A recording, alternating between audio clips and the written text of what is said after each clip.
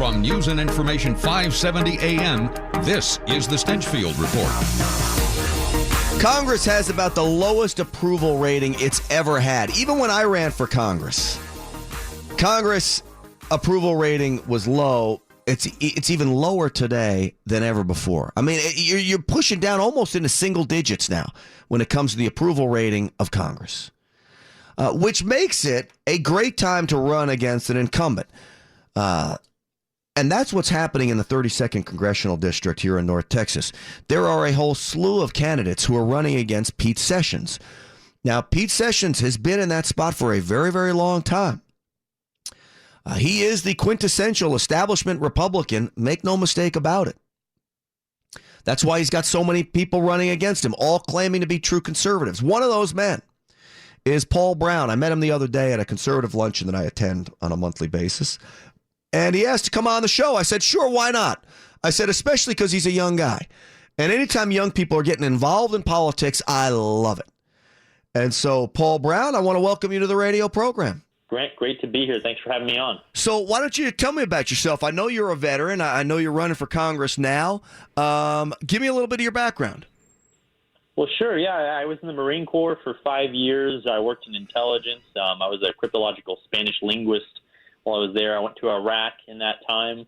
After I got out, I worked another 4 years in the intelligence community as a civilian at the Defense Intelligence Agency for a total of about 9 years in intelligence. I've never run for office before, and all my experience has either been in intelligence or in the private sector.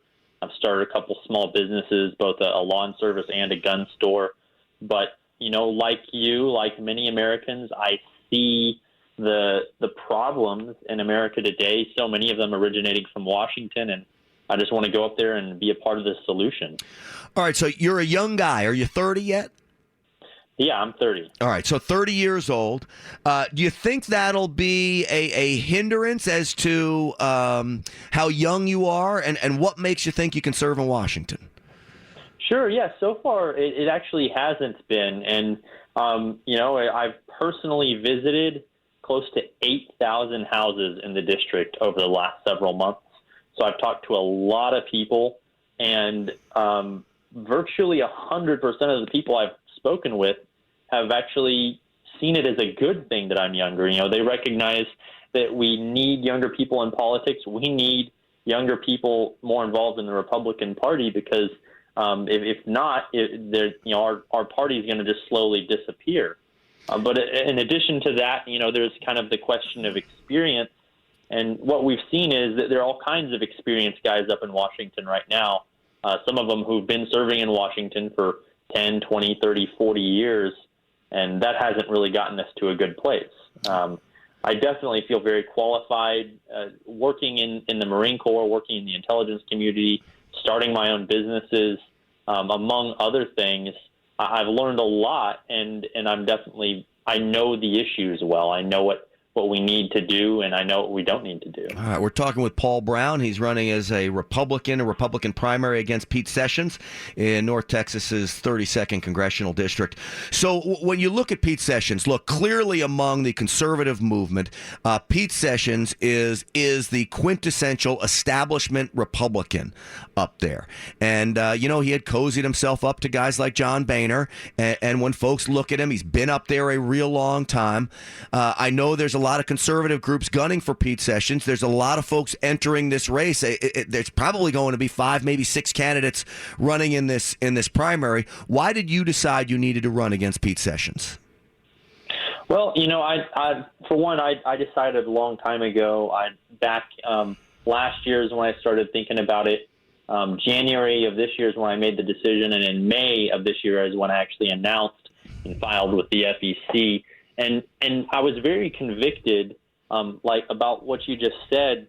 He is the quintessential, establishment guy. He's voted to raise the debt ceiling 8 times. He voted for over $1 trillion in bailouts. Last year, he voted to send funding to the Syrian rebels, a lot of which went to ISIS.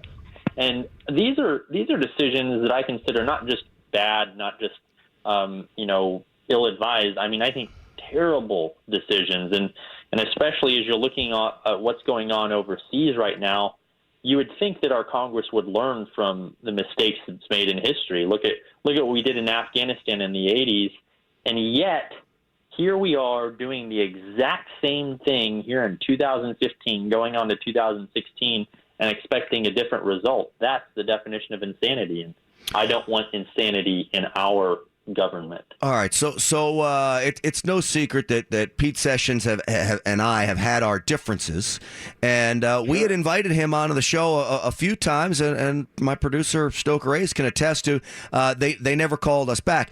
Well, I saw Pete Sessions over the weekend at the Dallas Fallen Officer Foundation, and I spent about 30 minutes with him, talking with him, mostly disagreeing, but in a way that, look, we agreed to disagree on things. And so Pete Sessions told me, he said, "Hey, Grant, I'll come on your show. You get in touch with me. You can ask me anything you want."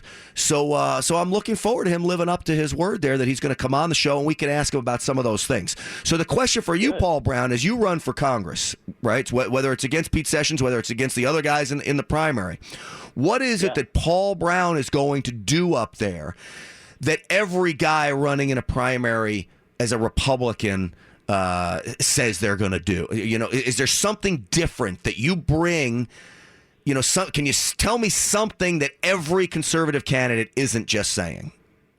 Yeah, absolutely. You know, I think one of the most obvious things I could point to specifically is my beliefs on foreign policy and warfare. This is something that of all the candidates in this race, for sure, I'm certainly the most qualified on and have the most experience in, and that is the United States for 70 years now, 70 years, has been fighting war the wrong way. We did it in Korea, we did it in Vietnam, we've done it in Iraq, we've done it in Afghanistan, and that is our unwillingness to commit to winning at all costs, that is, commit to fighting total war if the challenge calls for that. And this solves two major problems. One, we'll actually start winning the wars we go to again. Korea was not a win; it was a tie. Vietnam was a loss.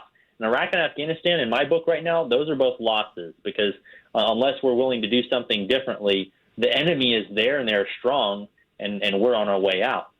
Total war ensures that you win because we have the biggest. Well, as far as ability, we have the most powerful military in the world by far. So when you fight to win, truly committed to win, and that means pursuing strategies and tactics necessary to winning, you will win.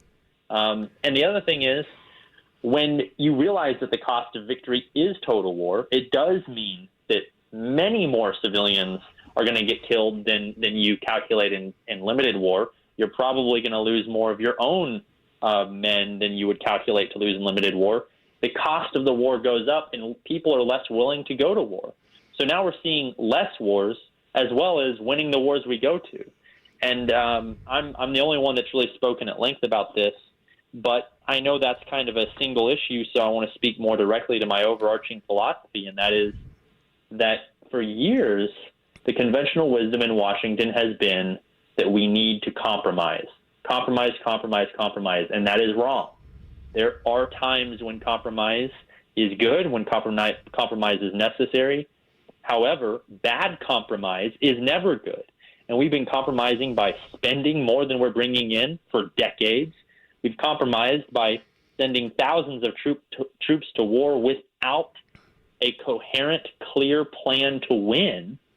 We've compromised on Planned Parenthood. We've compromised on taxes, and the list goes on. And I'm here to say that we need to stop compromising. Those days are done. And instead of continuing to concede to what the left wants, we need to get them to concede to what we want. We move the dial further and further left every year. That has to stop. So here's why I think you're okay with this argument. And by the way, Paul Brown, who's running for Congress against Pete Sessions, I love the argument. I agree with you. We fought wars and mostly tying our soldiers and Marines' hands behind their backs when they fight them. The rules of engagement has put us behind the 8 ball time and time again. I actually believe our hesitancy to fight these wars has gotten some of our own soldiers and Marines killed in the process. So I'm right there with you that if we're going to do it, we got to do it all out. Now, the problem with your argument for you running for Congress is is, most of your generation, these millennials, they're all these Rand Paul bots. They're idiots when it comes to foreign policy and what we need to win wars. The only thing that's good about that is typically the millennials can say they vote in primary elections. They typically don't, and they typically don't even vote in general elections either. So, though I wondered how your fellow millennials are taking to your argument that let's go fight a war and let's go win it at all cost. Well, most of the ones I've spoken with about this issue, if they really understand what I'm saying and everything, tend to see the logic in it, that if you're going to go to war, do it to win. And if you're not willing to do whatever it takes to win, then you have no business being involved in there as it is. Let's take Korea as an example. Korea is an example of a conflict where we did some good. We did stop North Korea from expanding into South Korea. And you imagine, if you know anything about North Korea and you imagine what it would have been like for all the people of South Korea to be living under that same type of regime for all these years, it would have been horrible. But if we had only committed to winning, we could have saved all of North Korea from that same suffering, and vice versa. If we had realized as early on that we weren't going to go all the way, then maybe we could have saved ourselves a lot of time and effort in trying to invade North Korea ourselves in the portions of the conflict where we did. Well, it's a very good point and one well taken here. Paul Brown, I wish you luck in your race for Congress against Pete Sessions, 32nd District. Lots of candidates in the race. We've talked to some of them. Russ Ramsland is another one. He's actually a good friend of mine who's running against you. And look, I wish you luck. I appreciate you coming on. Keep up the fight. It's going to be a tough grind as a guy who's done it before. I always said when I ran for Congress, it was the best and worst year of my life all rolled up in one. Now, losing probably added it to the worst year, but it will be an interesting ride, and try to enjoy it while you're on it, Paul Brown. I will. Thanks, Grant. All right, you got it.